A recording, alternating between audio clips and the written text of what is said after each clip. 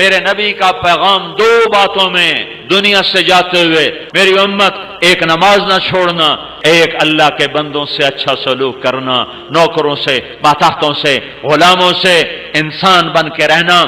دین کی تکمیل ہے حسن اخلاق کے ساتھ، معاف کرنے کے ساتھ، درگزر کرنے کے ساتھ۔ جو لوگوں کو معاف کرتا ہے اللہ اسے معاف کر دیتا ہے۔ تم نے یہ تو سنا ہوگا، نماز پڑھو گناہ معاف، حج کرو گناہ معاف، روزہ رکھو گناہ معاف، ذکر کرو گناہ معاف، تلاوت کرو گناہ معاف۔ لیکن صرف اگر اتنے ہی پر گناہ معاف ہوتے تو یہ تو بڑے تھوڑے سے کام تھے۔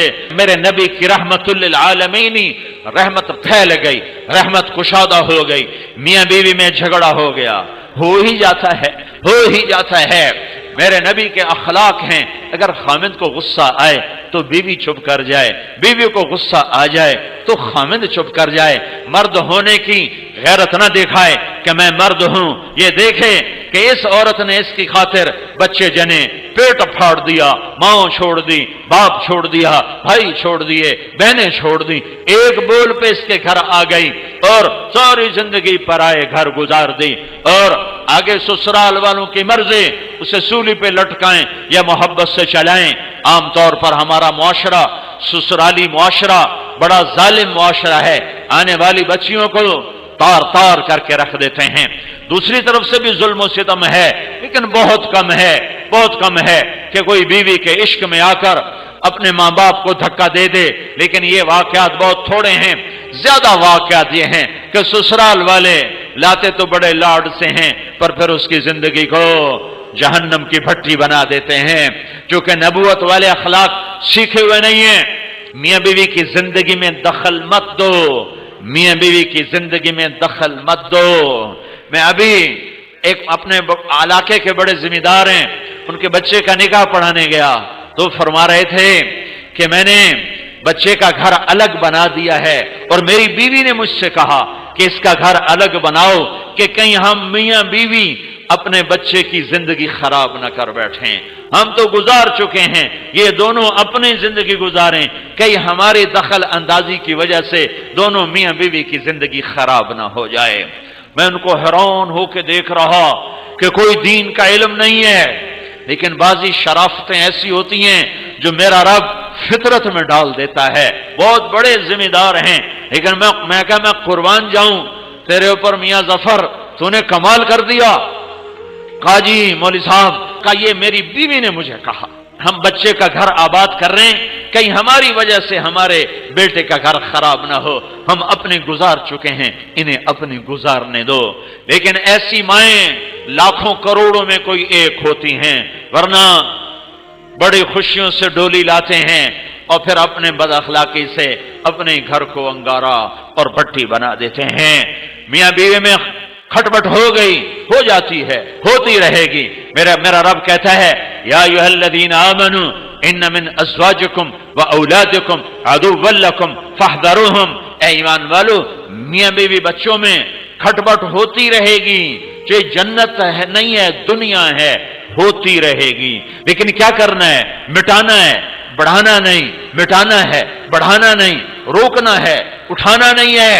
کچھ لوگ ایسے بد فطرت ہوتے ہیں کہ وہ لڑکی والوں کو الگ ابھارتے ہیں، کچھ لڑکے والوں کو الگ ابھارتے ہیں اور زندگیوں کو برباد کر کے پھر کہتے ہیں ویکھیا کیویں لڑایا، کیویں لڑایا، مزے لیتے ہیں۔ اور میرا نبی کہتا ہے اس قسم کے لوگ اللہ کی نظر میں اتنے ناپاک ہیں جیسے پاخانہ ناپاک ہوتا ہے۔ تو میرا اللہ کہہ رہا ہے اگر میاں بیوی میں کھٹپٹ ہو جائے اور وہ کریں ان تعفو وتصفح وتغفر، وہ دونوں کریں ایک دوسرے کو معاف اور کریں دلوں کو صاف، اور پھر ایک دوسرے کو دیں ہدایہ اور اپنی محبت کو واپس لے آئیں، فإن اللہ غفور الرحیم، تو اتنی بات پر میں ان کے پچھلے سارے گناہ معاف کر دوں گا۔ یہ کبھی سنا ہے تم نے؟ نماز پہ گناہ معاف ہوتے ہیں، روزے پر ہوتے ہیں۔